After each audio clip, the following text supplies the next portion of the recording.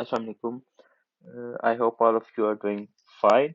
So I am Sabzada Muhammad Mahzad Shahid and we will be discussing the Diffie-Hellman algorithm in a subject cryptanalysis. Previously, we have discussed the basics of the cryptographics like the basic algorithms as well. AES we have went through thoroughly, and now today we will be discussing about the Diffie-Hellman key exchange algorithm. It has a significant role in encryption of information, like we have two different systems of information, symmetric and asymmetric.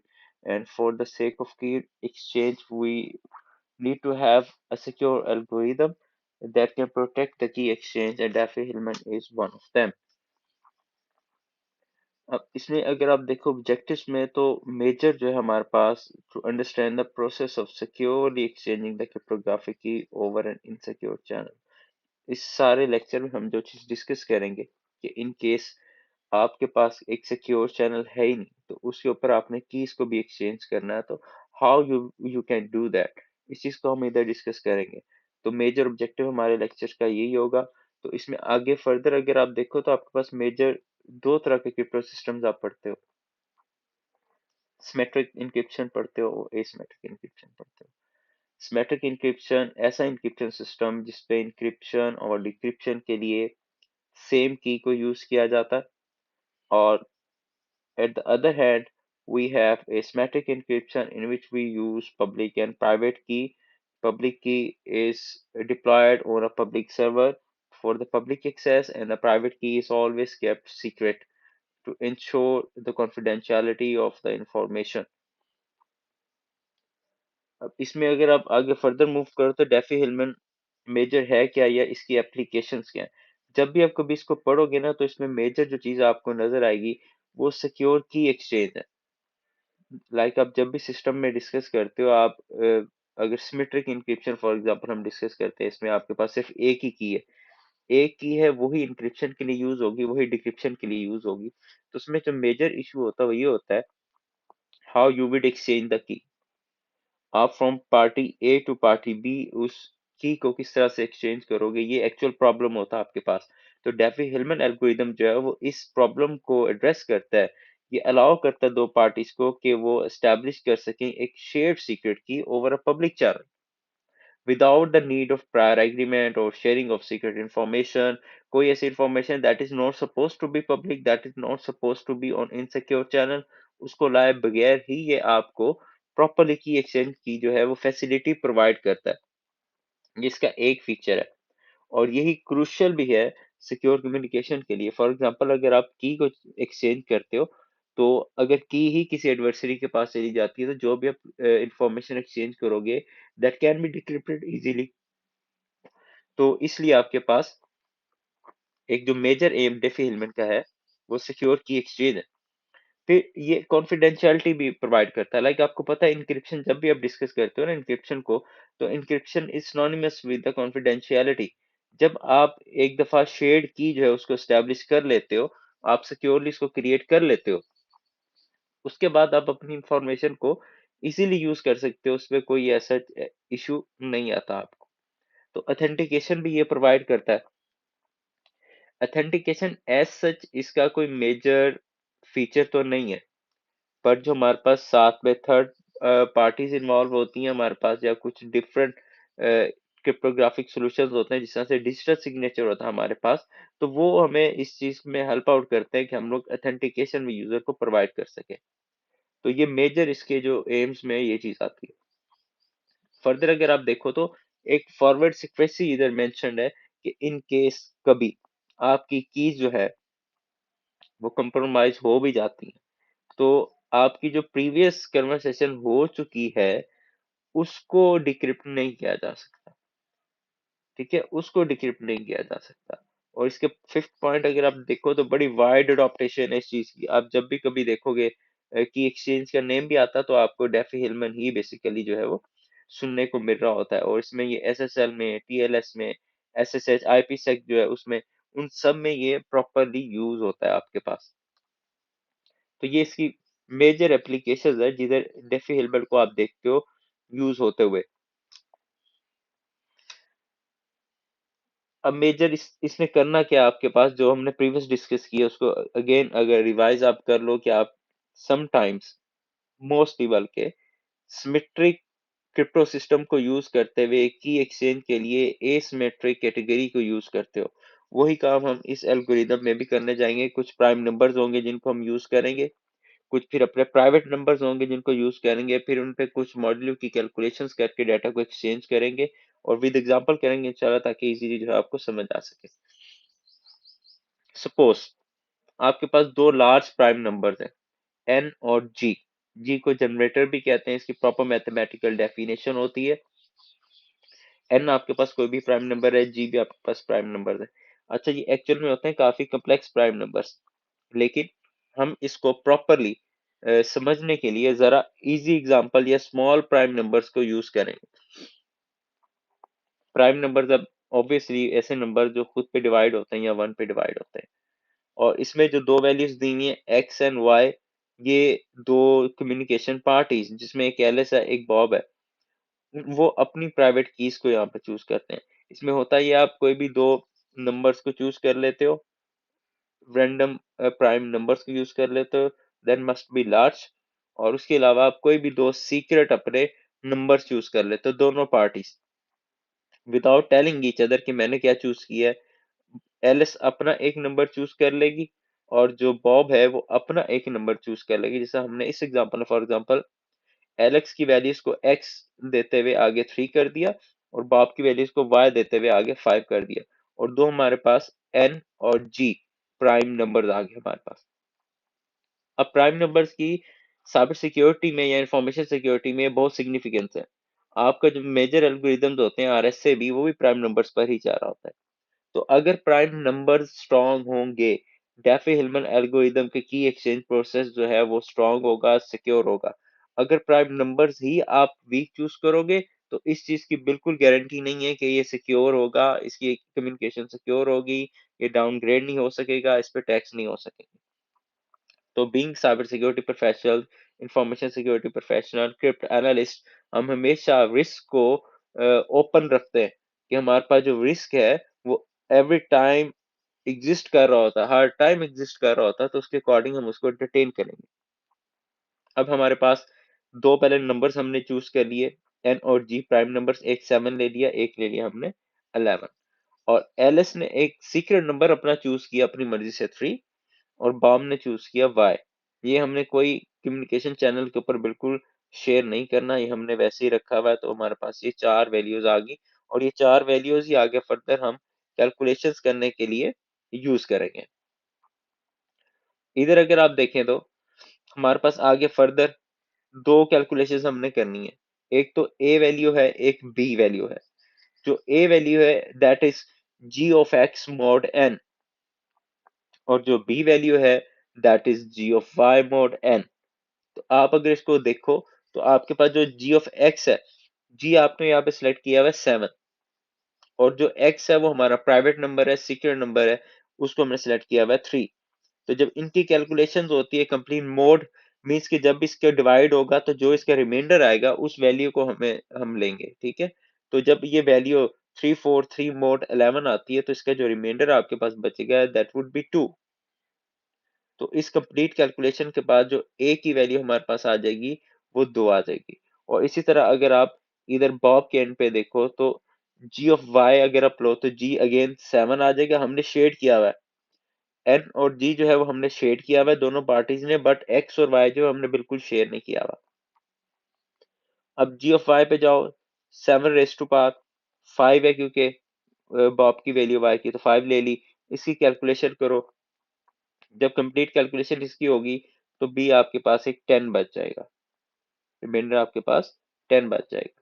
तो ये 10 आने के बाद, for example अगर 10 आता है, तो 10 आने के बाद हम फिर क्या करेंगे, हम ये जो कैलकुलेटेड वैल्यू ए थी, ए को बॉब के पास भेज देंगे, और बॉब अपनी कैलकुलेटेड वैल्यू जो भी बी की आएगी वो बी को हमारे पास एलिस के पास मीन्स के भेज देगा। फिर फ्यूचर में यही जो वैल्यूज हमारी हैं ये फर्दर कैलकुलेशंस के लिए यूज होंगी। विदाउट शेयरिंग और सीक्रेट नंबर्स हम लोग इसमें से प्रॉपर अपनी जो सिमेट्रिक की है वो ड्राइव करेंगे। जैसा इधर अगर आप देखो तो half of the slide has previous thing that we have discussed। हमने a की वैल्यू कैलकुलेट की, हमने b की वैल्यू कैलकुलेट की, फिर हमने a को शेयर कर दिया विद द बॉब, और बॉब ने जो b कैलकुलेट की थी वो उसे शेयर कर दी हमारे पास। अब हमने जो सिमेट्रिक की k है उसको कैलकुलेट करना है। उसका फार्मूला है b of x mod n। अब b क्या है, b अभी जो वैल्यू कैलकुलेट की है बॉब ने, उसने हमें सेंड की, वो b है।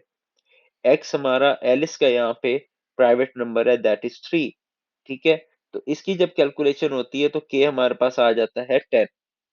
इसी तरह जो आपने ए को एक्सचेंज किया है एट द अदर एंड, उसमें अगर आप देखो तो ए के पास आप के जो कैलकुलेट कर रहे हो that is A of y mod n. जो भी आपके पास ए है, यानी जो 2 आया, ए हमारे पास 2 कैलकुलेट हुआ था तो 2 आया। उसके बाद वाई जो वैल्यू बॉब ने सिलेक्ट किया हुआ था दैट इज 5, तो 5 आया। 5 मोड 11, जो एन हमने सेलेक्ट किया हुआ है, जो लार्ज प्राइम नंबर हमने सेलेक्ट किया हुआ था 11। अब इसको जब कैलकुलेट आपने किया है तो वो भी अगेन सेम आपके पास 10 ही आया। मीन जो भी आप यहाँ पे कैलकुलेशंस कर रहे थे वो वहां पे सेम होके वापस आपके पास एक्चुअल वैल्यूज आ गई है।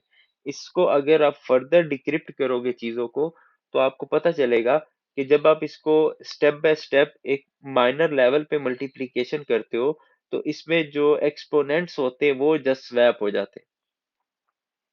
अगर फर्स्ट की आप कैलकुलेशन करोगे तो 13 रेज टू पावर 15 आ रहा होगा, 10 के ऊपर 13 रेज टू पावर 15 आ रहा होगा, और दूसरे एंड पे जब आप जाओगे के की वैल्यू कैलकुलेट करते बॉब के एंड पे तो 15 रेज टू पावर 13 आ रहा होगा। ये जो हम लोग कंसेप्ट को डिस्कस करते हैं ना, जब भी पब्लिक और प्राइवेट कीज भी हम लेते हैं तो हम एक चीज कहते हैं कि बोथ ऑफ दीज कीज और both of public and private keys are mathematically interconnected. कि वो कंसेप्ट यहाँ पे इम्प्लीमेंट हो रहा है कि आपकी वैल्यूज मैथमेटिकली इंटरकनेक्टेड होती हैं, सेम होती हैं आपके पास। ठीक है, तो इस प्रोसेस के थ्रू हम लोग अपना जो सिमेट्रिक की है उसको ओवर इनसिक्योर चैनल भी एक्सचेंज कर सकते हैं। अब आगे फर्दर अगर आप देखो इसको कि इसमें अब पॉसिबिलिटी ऑफ अटैक्स क्या है। लाइक अगर हम कहते हैं हमारे पास कोई एक और पर्सन आ जाता है, जो चीज आप शेयर कर रहे हो ऊपर वैल्यूज को शेयर, क्योंकि देखो एन और जी जो है वो तो इनसिक्योर चैनल के ऊपर शेयर हो रहे हैं। एन और जी जो प्राइम नंबर जो जनरेटर आपने यूज किया है वो तो उसके ऊपर शेयर हो रहे हैं। जो इनसिक्योर चैनल है, फॉर एग्जांपल कोई अटैकर आता है, वो इसको इंटरसेप्ट करता है इन दोनों वैल्यूज को और कहता है कि मैं इस की को कैलकुलेट करूंगा। आपने तो 10 कैलकुलेट कर ली ना, अब वो कहता है मैं भी कैलकुलेट करूंगा। तो लेट्स सी कि इस चीज की पॉसिबिलिटी भी है या नहीं है। अगर कोई अटैकर आपके दोनों नंबर्स को कंप्रोमाइज करे और उसके बाद वो कहे कि जी हाँ जी मैं अब कैलकुलेट कर लूंगा कीज, उसके बाद मैं डिक्रिप्ट कर लूंगा चीजों को, तो इज इट पॉसिबल और नॉट। अगर आप देखो इसमें तो जो भी वैल्यू इसको हमने दे दी जी की वैल्यू, जिससे आपके पास एक्स और वाई था, इस तरह इसको हमने जी की वैल्यू दे दी है। अब वही सेम कैलकुलेशन प्रीवियस वाली आपके पास आएंगी, जी ऑफ जी मोड एन, यानी जी जो भी वैल्यू है 7 हमारे पास क्योंकि शेड ओवर द पब्लिक, और जी इसने 4 ले लिया है। 4 को कैलकुलेट करोगे तो 3 आ गया आपके पास। ठीक है, पहली वैल्यू क्या आ गई, 3। इसी तरह बाकी दोनों, अब 3 को जब एक्सचेंज करोगे उधर सेंड करोगे रिटर्न में लोगे, और अब इसको कैलकुलेट करना शुरू करो अगर के को, तो अब आप जब इसको देखोगे तो बी आपके पास क्या था, 10 आया। जी आपके पास कैलकुलेशन 4 थी, मोड करोगे तो 1 आ जाएगा। अब इस एंड पे अगर बॉब वाली साइड पे आओ तो ए आपके पास 2 है, जी आपके पास अगेन 4 है। जब इसको मोड 11 करोगे तो जो सेकंड की निकलेगी वो बी 5 निकलेगी। लाइक इधर तो यही चीज एक्सप्लॉइट होगी ना कि आपके पास कीज ही सेम नहीं आ सकी। जो प्रीवियस अगर आप देखो तो आपके पास के दोनों सेम आए, सिमेट्रिक है तो मींस के सेम होंगी। तो के 10 आया दोनों एंड की कैलकुलेशन पे, लेकिन जब आप इस एंड पे कैलकुलेशन कर रहे हो तो यहाँ पे आपके पास जो की है वो ही डिफरेंट आई है दोनों पे। तो मींस के ये पॉसिबल नहीं है कि सिंपल अगर आप एन और जी कोई अटैकर इंटरसेप्ट करें और उसको फर्दर आगे जाके एक्सप्लॉइट करना चाहे विद हिज और her own private number use करते हुए, तो ये पॉसिबल नहीं है, एज सच इतना फिजिबल ये नहीं है। तो इसके अकॉर्डिंग डेफी हिलमन में रिस्क एग्जिस्ट नहीं करता। लेकिन हमेशा हम कहते हैं कोई भी क्रिप्टो सिस्टम होता है उसमें कोई ना कोई जो रिस्क होते हैं वो इन्वॉल्व जरूर होते हैं। तो इधर रिस्क तो ऑब्वियसली है, आपके पास रिस्क तो ऑब्वियसली है। अब ये क्या कर सकता है यहाँ पे, man in the middle attack को परफॉर्म कर सकता है, man in the middle attack को परफॉर्म कर सकता है। फॉर एग्जाम्पल जब आप कीज वगैरह को एक्सचेंज करोगे तो ये उन चीजों को चेक करेगा। कभी कभी ये होता है कि जो लार्ज प्राइम नंबर्स हम रिक्वायर्ड कर रहे होते हैं ना, वो इसलिए होता है क्योंकि कंप्यूटेशनल पावर बहुत ज्यादा हो चुकी है। आपके पास जो सिंपल फैक्टराइजेशन है उसको वो ब्रेक कर लेता है एक सिस्टम आपके पास। तो ये क्या करता है, ये attacker man in the middle attack को परफॉर्म करते हुए आपके पास जो प्राइम नंबर्स हैं उनको कोई वीक प्राइम नंबर्स को चूज करवा देता है। फिर उसके अगेंस्ट आपकी वैल्यूज को कैलकुलेट या डिक्रिप्ट थ्रू ब्रूट फोर्स या डिफरेंट एनालिसिस अटैक ये कर सकता होता है। तो इधर तक ये एग्जिस्ट जरूर करता है। आगे फर्दर हम इसको रिस्क को जब डिस्कस करते हैं तो उसमें भी ये चीज क्लियरली मेंशन है। Man in the middle attack इसका एक मेजर रिस्क जो है वो man in the middle attack है। जब कभी भी आप देखोगे इसको तो man in the middle attack में आपके पास जो एक्सचेंज हो रही होती हैं चीजें उसको ये होल्ड करके तो उसमें से डाटा जो है उसको चेंज करता है।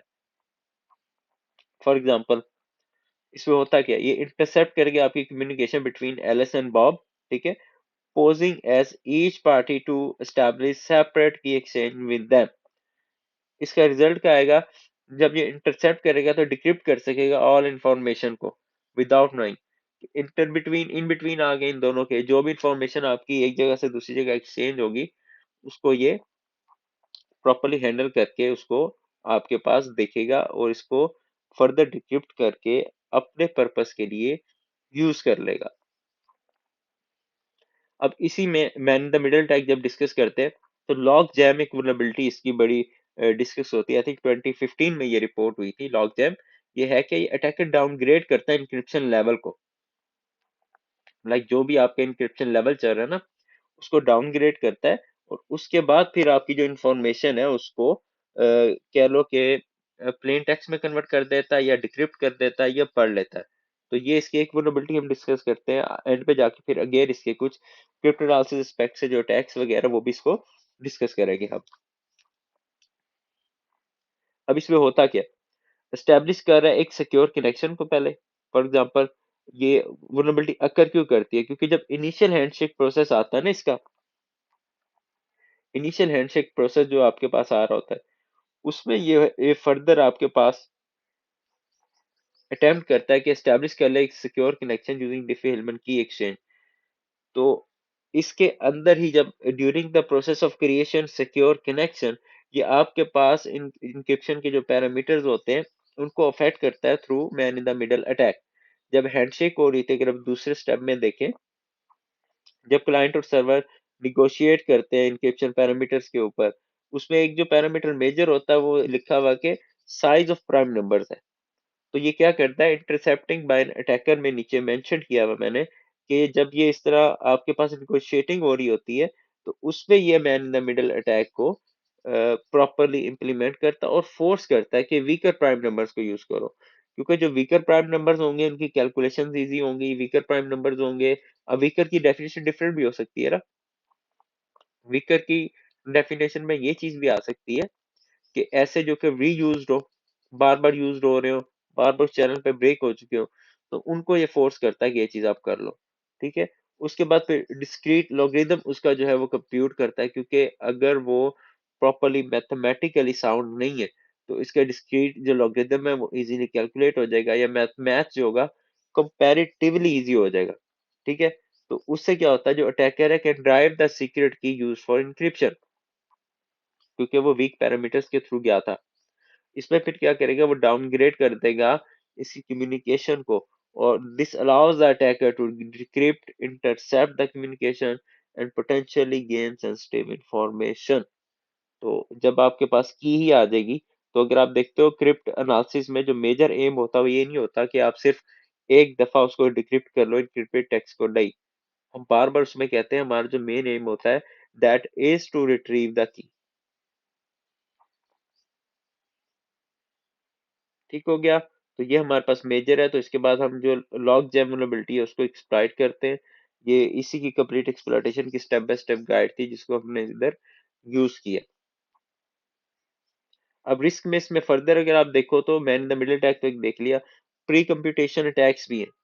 सेम पैरामीटर एन एंड जी जो होते हैं वो रीयूज्ड और होते हैं मल्टीपल की एक्सचेंजेस में। तो उधर भी ये आपके पास एक रिस्क आता है कि अगर रीयूज्ड हो रहे हैं तो ऑब्वियसली अटैक वेक्टर बढ़ जाता है। ऑथेंटिकेशन वीकनेस, क्योंकि थर्ड पार्टी को यूज करना पड़ता है, तो इन केस अगर वहां पे कोई प्रॉपरली सिक्योर चैनल यूज नहीं करे तो आपके पास उधर भी इंपर्सोनेशन के जो इफेक्ट है वो बढ़ जाता होता है।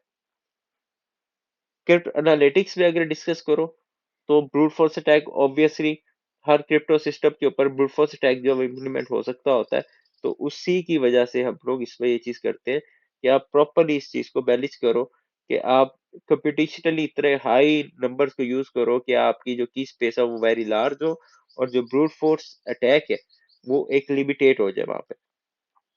फिर इंटीजर की फैक्टराइजेशन जो है ये एक बड़ा इंपॉर्टेंट फैक्टर होता है।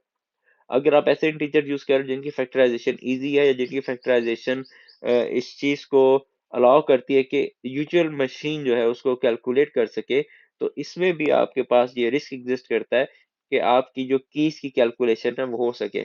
ये अब सपोजिशनल वैल्यूज भी होती है ना कुछ, उनमें से एक है। तो ये हमारे आज की डिस्कशन थी इसके ऊपर। होपफुली नेक्स्ट लेक्चर जो हम इसको